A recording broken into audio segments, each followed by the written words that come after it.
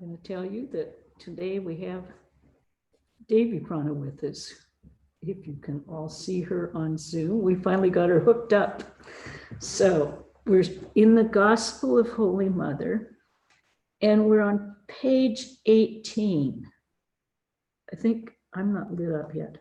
Can they hear me? Can you hear me?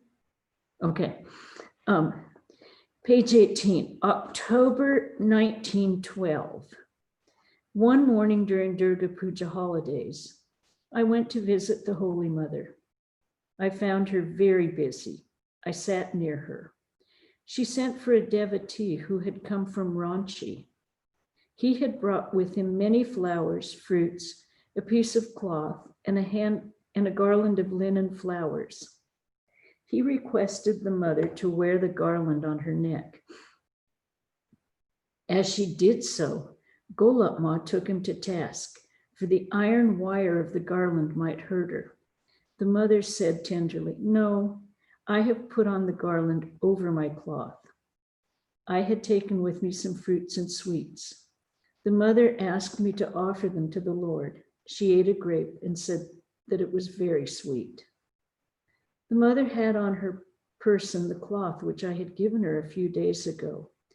Pointing to that, to me she remarked, "See, I have used it, and now it is dirty." I was amazed to see this and thought what infinite tenderness the mother had for even such an unfit devotee as myself. Now, I'm going to explain just a little bit of this. Often when gifts were given to the Master and Holy Mother, they accepted them, but they gave them away immediately. Often when they were given to the direct disciples of Ramakrishna, the monks, the gifts were accepted, offered to the Lord, and given away. So for the Holy Mother to have on this cloth that Sarjubala had given her was very, very, very special to her. Nalini, the mother's niece, was in an angry mood. And remember, mother's family were not always the most pleasant of people. The mother reprimanded her and said, "Women should not get angry so easily. They must practice forbearance. In infancy and childhood, their parents are their only protection, and in youth, their husbands. Women are generally very sensitive. A mere word upsets them. And words also are so cheap nowadays. They should have patience and try to put up with parents or husbands in spite of difficulties." This reminds me of a joke Swami Swahananda used to say, and he said in the monasteries, the men would get angry and they wouldn't speak to each other till after the next day, and then it was fine. And he said, "But women, what would happen?" And they'd say, "Oh, well, what did she do? She went," and that was it. And they were mad. So this was the culture. Words are cheap, and women are very sensitive. Radhu sat near us with her cloth pulled above her knees. The mother reproved her and said, "Dear me, why should a woman pull her cloth above her knees?" She cited a verse which says, "It is as good as being naked when the cloth is pulled above the knees." Chandra Babu's sister came to see us. She asked me in the course of a conversation, "Is the husband of the Holy Mother still alive? Are these his children and his daughters-in-law?" "Goodness gracious," said I, "have you not read the teachings of Sri Ramakrishna? He always exhorted people to renounce lust and gold." The woman was nonplussed and said, "Excuse me, I took them for her own children." It was the time of the Durga Puja. The mother had a bundle of new cloths before her. She separated the cloths intended for the husbands of her 3 nieces. She took a cloth in her hand and said, "Ji will put on this new cloth at the time of the puja and go to Belar Mat." After the noonday worship, we had our meal. The mother was resting. I sat by her side and began to fan her. She said with great tenderness, "There's a pillow there. Bring it and lie down near me. I do not require any more fanning." I hesitated to use her pillow and brought one from Radhu's room. The mother said with a smile, "This pillow belongs to Radhu's mother, that crazy woman. She will make a fuss. Please use my pillow. There's no harm in it." She said to Radhu, "Please come here and lie by your sister." The conversation drifted to the remarks of Chandra Babu's sister, narrated above. The mother said, "Well, you could have easily replied that her husband is there in the shrine room and that all of you are his children." I said, "All the men and women of the world are his children."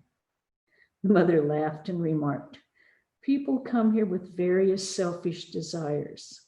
Someone comes with a cucumber, offers it to Sri Ramakrishna, and prays for the fulfillment of selfish desires. This is the nature of average people." After a little rest, we got up. A few women devotees were in the adjacent room. Two of them wore ochre robes. They prostrated themselves before the mother. They brought some sweets for offering. We came to know they were the disciples of Shiva Narayan, Paramahamsa of Kaligat. Their teacher was just then engaged in performing a grand sacrifice. One of the nuns asked, "Is there any truth in image worship?" Our teacher does not approve of it. He instructs people in the worship of the fire and the sun. Mother, you should not doubt the words of your own teacher. Why do you ask me about it when you have heard the opinion of your guru in the matter?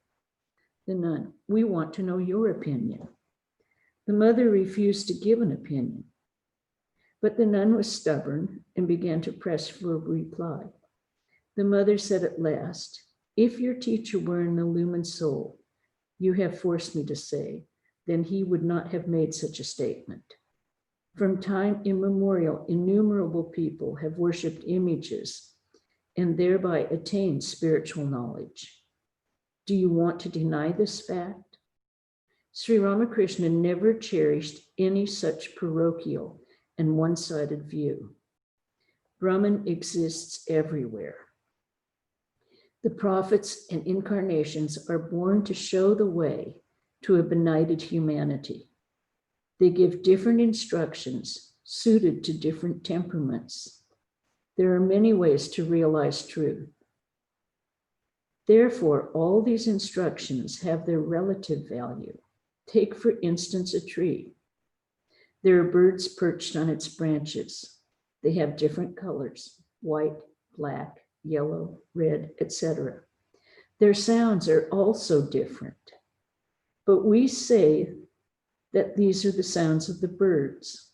We never designate a particular sound as that of birds and refuse to acknowledge their sounds as such. The nuns desisted from argument after some time. They then inquired about the Calcutta address of the Holy Mother and said that they would like to see her again. After they had left, the mother said, "It does not become a woman to argue like that. Even the wise could hardly realize the nature of Brahman by argument. Is Brahman an object of discussion?" A few days after that, the mother was to leave for Benares, and I might not see her for some time. She was extremely kind to me when I took leave of her, and I was so overpowered by her love that I did not exchange a word with anyone that night. 31st of January, no, this is 3 months later. 31st of January, 1913. The Holy Mother had returned from Benares on 17 January. I went to her place one morning and found her absorbed in worship. After the worship was over, she left the seat and said, "I'm glad to see you, my child. I was thinking of you and feared lest I should miss you again. We shall soon be leaving for our country home." It was late in the morning. Radhu, her niece, was ready to go to the Christian missionary school of the neighborhood. Golap Ma came and said to the mother, Radhu is now a grown-up girl. Why should she go to school anymore? She asked Radhu not to go to school. Radhu began to cry. The mother said, she is not quite grown up. Let her go to school. She can do immense good to others if she gets education and learns some useful arts at the school. She has been married in a backward village. Through education, she will not only improve herself, but will be able to help others. So Radhu was allowed to go to school. Annapurna's mother brought a girl with her to be initiated by the Holy Mother. She said, Mother, this girl is pestering me to be taken to be initiated by you. I could not avoid her. Therefore, I have brought her to you. Mother, how will it be possible to give initiation today? I have already taken my breakfast. And there's a footnote. The general custom is that initiation is given before the teacher takes his or her meal. Annapurna's mother, but the girl is fasting. It does not matter at all if you have eaten anything or not. Mother, is she ready for initiation? A's mother, yes, mother. She has come fully prepared for it. The mother agreed. After the initiation was over, Annapurna's mother began to talk about the girl and said, she is not an ordinary girl. After reading about Sri Ramakrishna, she became eager for practicing spiritual austerities. She cut her long hair, dressed herself as a man, and set out on a pilgrimage. She went as far as Badrinath, over 200 miles from Calcutta. She entered a wood and was resting there when the guru of her mother happened to pass that way. The guru inquired where she was staying and informed her father. In the meantime, she was kept with the guru. Later on, her father went there and took back the girl. The mother heard these words in silence and then remarked, what devotion. Other devotees present there said, goodness gracious, such a beautiful girl. How could she go out alone, even with all her eagerness and devotion? Nalini said, it would surely have created a great scandal in our part of the country. After the noonday meal, all of us lay down to rest in the adjacent room. The mother also requested her new disciple to rest for a while. She said that she was not in the habit of lying down during the daytime. I said that she should obey the order of the Holy Mother. She agreed, but after a few minutes left the bed and went to the porch. The Holy Mother remarked, she's restless. That is why she had left home. She asked the maid of the girl, what is the occupation of her husband? Why does he not keep her near him? He gets a small salary, replied the maid. Besides, there's no one in his family. He cannot keep the girl alone in the house.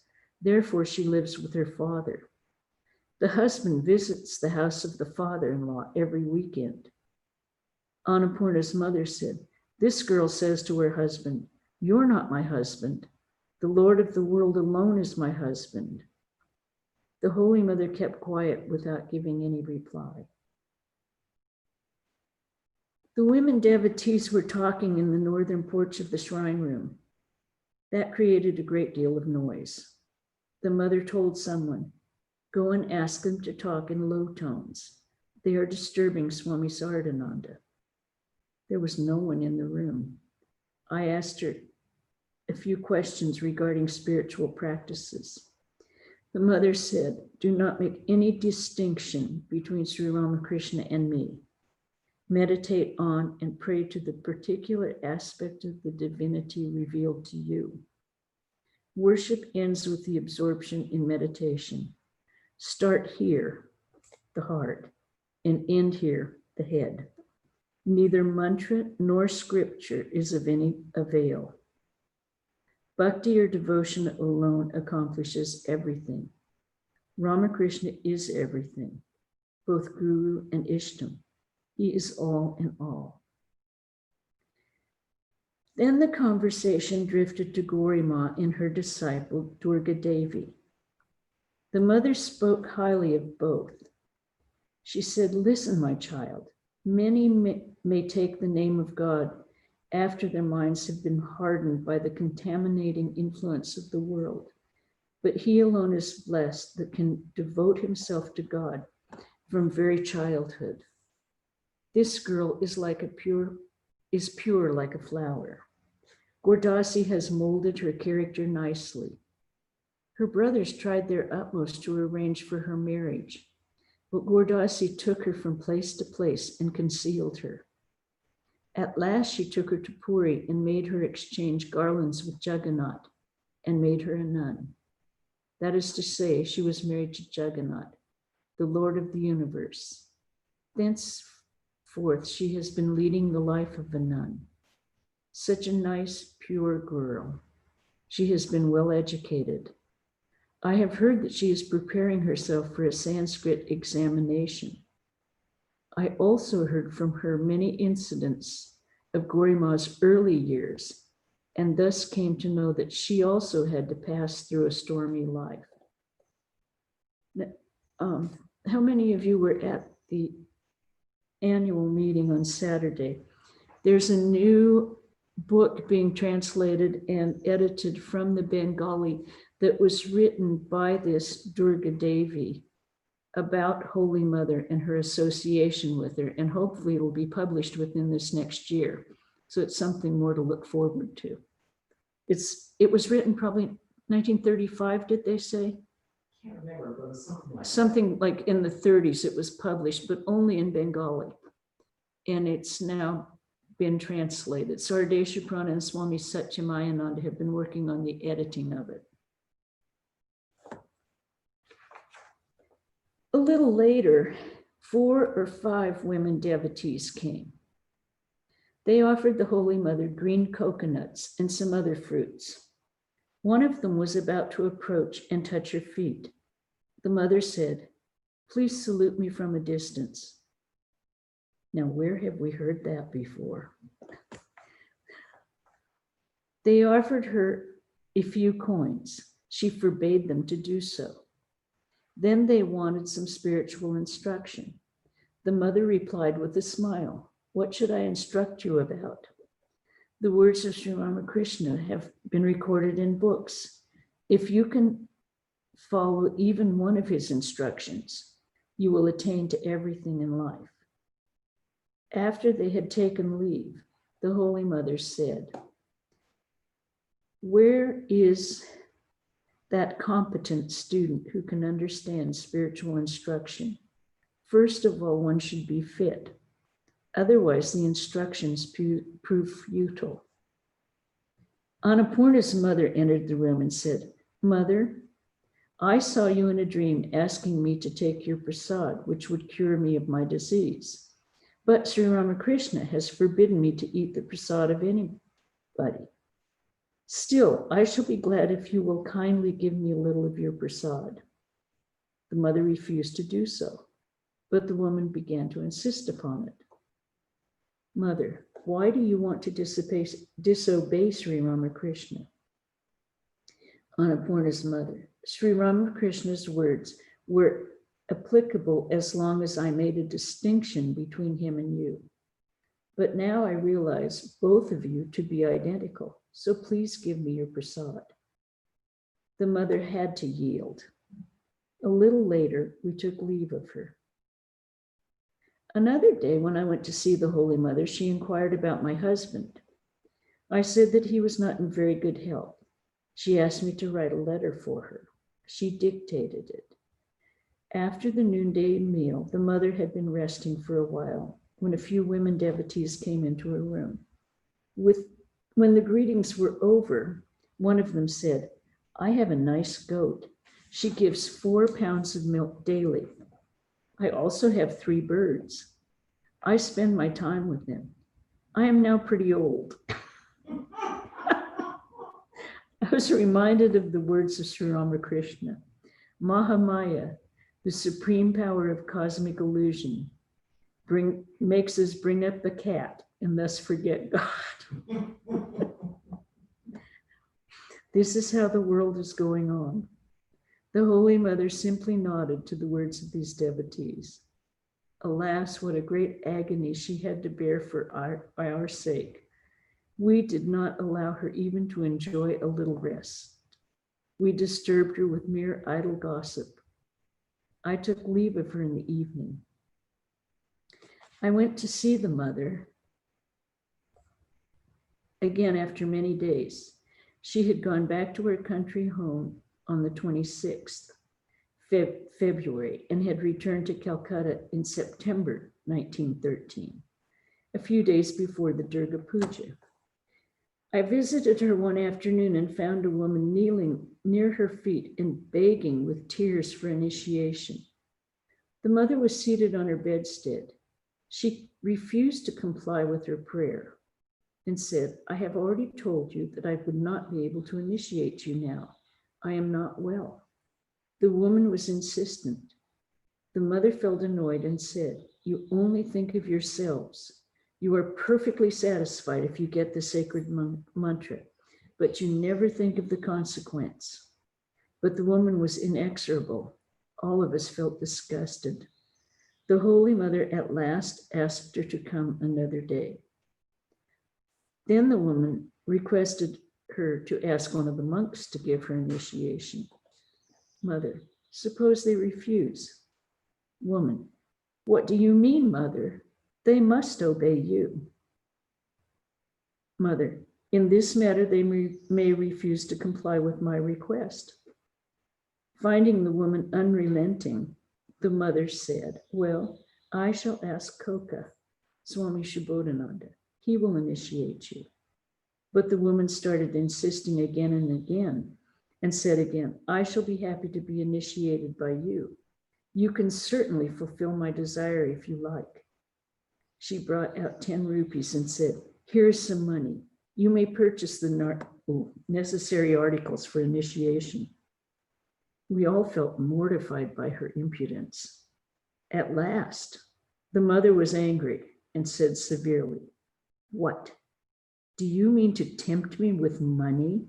You cannot coax me with these coins. Take them back. The Holy Mother immediately left the room.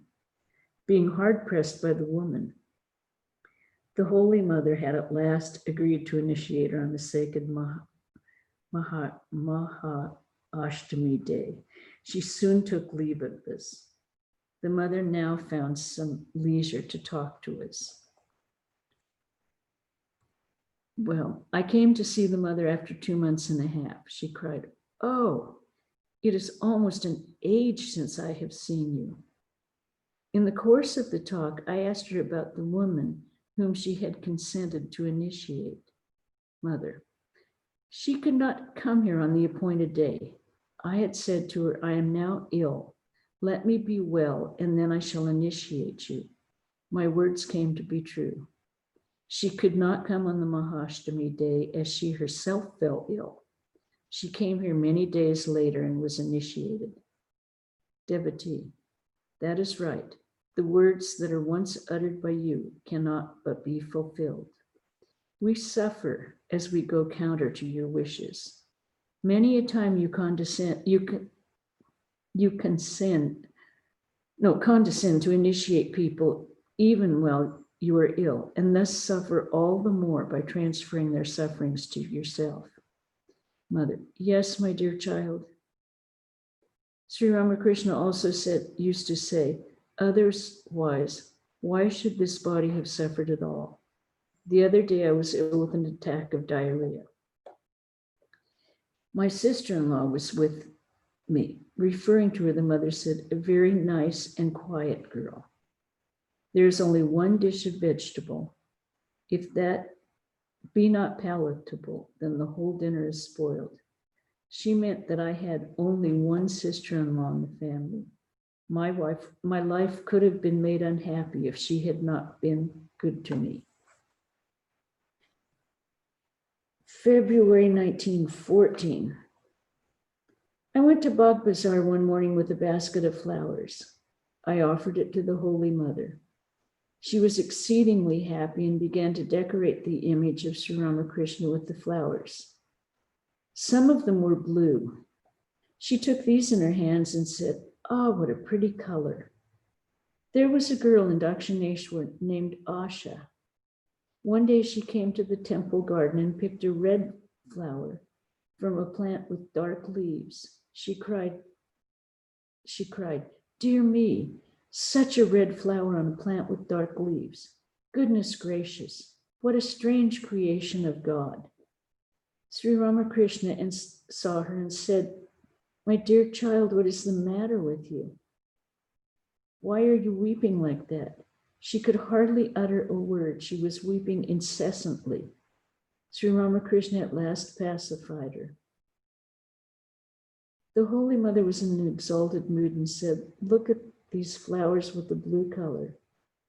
How can one decorate God without such fine flowers?" She made a handful of them and offered them to the image of Sri Ramakrishna. A few flowers dropped at her feet before they were offered. She cried, "Dear me, how they have dropped at my feet before I could offer them to the Lord." "It is very nice," I said. Then I thought, to you, Sri Ramakrishna may be a higher being, but we do not make any distinction between you and him. A widow lady came into the room. I asked the mother about her. The mother said, "She took initiation from me about a month ago. She had accepted another guru before. She later felt that it was a mistake and came here for initiation. I could not convince her that all teachers are one. The same power of God works through them all." We were resting after the midday meal, and the talk turned to Kamarpukur. The Holy Mother said, "While I was quite young, the master once came to Kamarpukur with stomach trouble. During the early hours of the morning, he would wake up from sleep and tell us about the dishes I should prepare for his midday meal. I would follow his directions. One day, I found that I had not a particular spice with which he wanted the vegetables flavored. My sister-in-law, Sri Ramakrishna's elder brother's wife, asked me to cook without that spice. The master heard those words and said, 'How is it? If you have not that spice, get it from the market. It is not proper to cook the curry without the spices necessary.' I sacrificed the rich dishes of Dakshineshwar temple and came here for the flavor of that spice. And you want to deprive me of that? That won't do." My sister-in-law felt abashed and went for the spice. The Brahmani, that is Yogeshwari, the sannyasini who instructed Sri Ramakrishna in tantric practice, was then with us. The master addressed her as mother, and I therefore looked upon her as my mother-in-law. I was rather afraid of her. She was very fond of red pepper. She used to cook her own dishes, all hot stuff. Often she offered me these preparations. I would silently eat them and wipe out the tears from my eyes. When she asked me how I liked them, I said in fear, "Very nice." My sister-in-law, however, would remark, "Oh, they're very hot." I noticed that the Brahmani was displeased by such remarks. She would say, "Why do you say so? My daughter approves of these dishes. Nothing can please you. I will not give you my curries anymore." The conversation again turned to flowers. The mother said, "One day while living in Dakshineshwar, I made a big garland of 7 strands with some jasmine and rangam, ixora, which I don't know what it is. I soaked the garland in water in a stone bowl, and quickly the buds turned into full blossoms. I sent the garland to the Kali temple to adorn the image of the Divine Mother. The ornaments were taken off from the body of Kali, and she was decorated with the garland. Sri Ramakrishna came to the temple. He at once fell into an ecstatic mood to see the beauty of Kali, so much enhanced by the flowers. Again and again, he said, these flowers are so nicely set off against the dark complexion of the Divine Mother. Who made the garland? Someone mentioned me. He said, go and bring her to the temple. As I came near the steps, I found some of the men devotees there, Balaram Babu, Suren Babu, and others. I felt extremely bashful and became anxious to hide myself. I took shelter behind the maid, Brindi, and was about to go up the temple by the back steps. Sri Ramakrishna noticed this instantly and said, don't try those steps. The other day, a fisherwoman was climbing those steps and slipped. She had a terrible shock, fractured her bones and died. Come by the front steps. The devotees heard these words and made way for me. I entered the temple and found Sri Ramakrishna singing, his voice trembling with love and emotion. A few women devotees now entered the room, and the conversation stopped. It was time for me to take leave. Again, the mother began to talk about God realization. She said, do you know, my child, what it is like? It is just like a candy in the hand of a child. Some people beg the child to part with it. He does not care to give it to them, but he easily hands it over to another whom he likes. A man performs severe austerities throughout his life to realize God, but he does not succeed. Whereas another man gets realization practically without effort. It depends upon the grace of God. He bestows his grace upon anyone he likes. Grace is the important thing.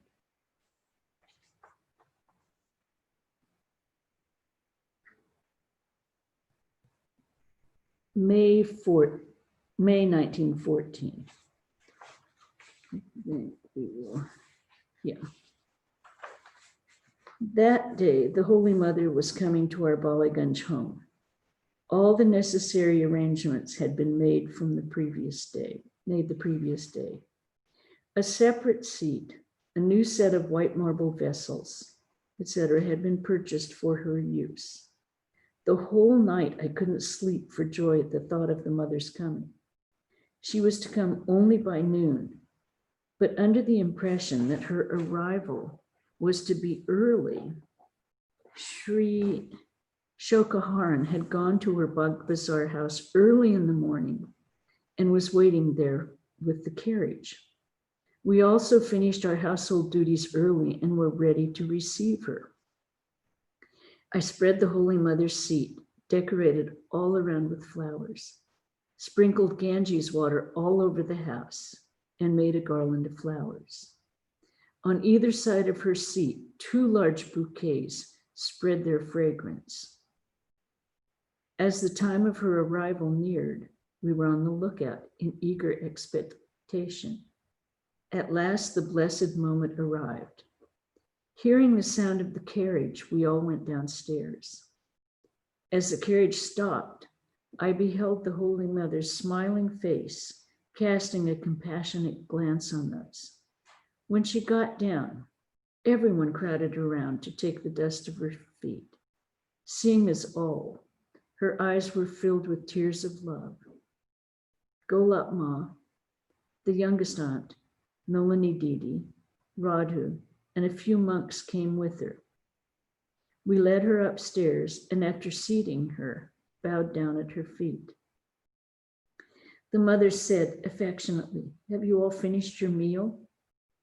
With these words, she touched my chin endearingly. It's the way of Bengali, a mother kisses her children. Till now, I was too busy with the arrangements for the visit to think of meals or anything else. I now hurried downstairs to arrange for lunch. Upstairs, the gramophone was playing. Finding a little respite from work, I went up. Listening to the music of the machine, the Holy Mother was immensely pleased. What a wonderful machine this is, she said, bubbling with joy like a small girl. It was very hot. The mother was reclining in the veranda on a mat.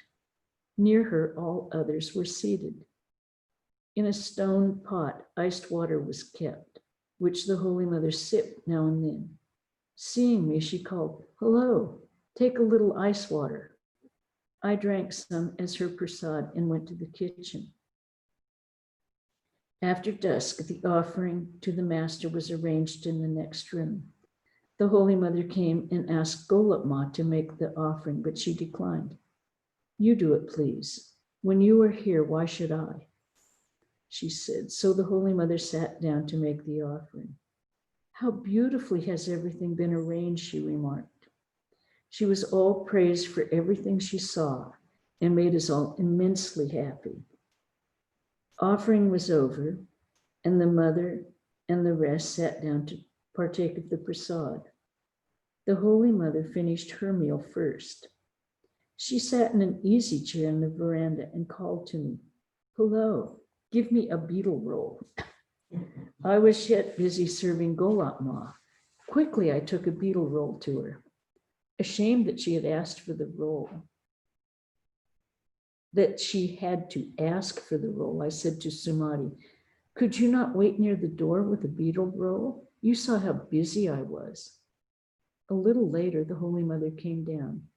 Taking a lamp, I also went with her. It was time for departure. The mother did not like to travel by car, as once a dog was crushed under her vehicle. But the distance was long, and unless a car was used, she would reach her destination very late. So the mother agreed to the devotee's request to use a car. She got ready after making repeated pranams to the master. Blessing us all, she got into the vehicle. And I think we'll stop there. Does anyone have any comments on some of the things that have happened in these few meetings with Holy Mother? Some of them are a little culturally different from what we're used to. If you have any questions or comments.